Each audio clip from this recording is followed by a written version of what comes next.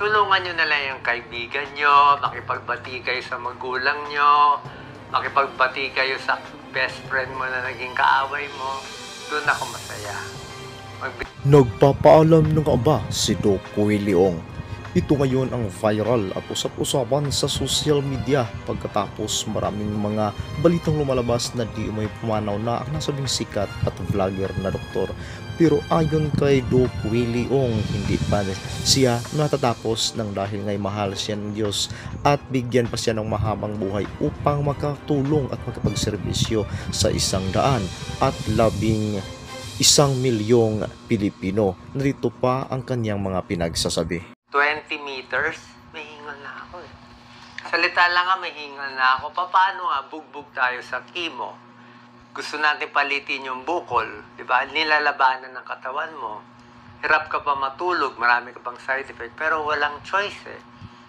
Doon kasi talaga ang para sa akin na maganda. Kaya sa atin, pag nabuhay pa ako, ipipilit natin yan sa Pilipinas, walang corruption, walang kalokohan. Sabi mo, Doc, ba't ka pa nag-iisip niyan?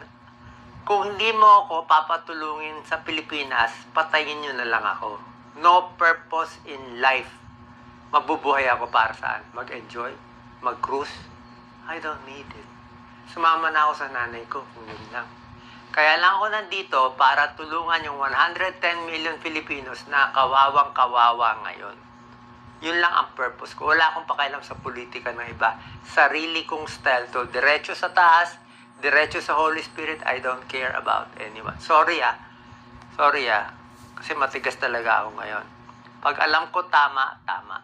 Pero pag wala nang buhay, di wala na. Pero so far pa naman, binubuhay pa naman tayo ng Diyos. So habang binubuhay tayo ng Diyos, request ko lang, kung mahal nyo ako, tulungan nyo na lang yung kaibigan nyo, makipagbati kayo sa magulang nyo, makipagbati kayo sa best friend mo na naging kaaway mo. Doon ako masaya. Magbigay tayo ng pera, pagkain doon sa mga pulubi, sa lansangan natin, sa mga overseas worker. Gumawa lang kayo na mabuti. Happy na ako.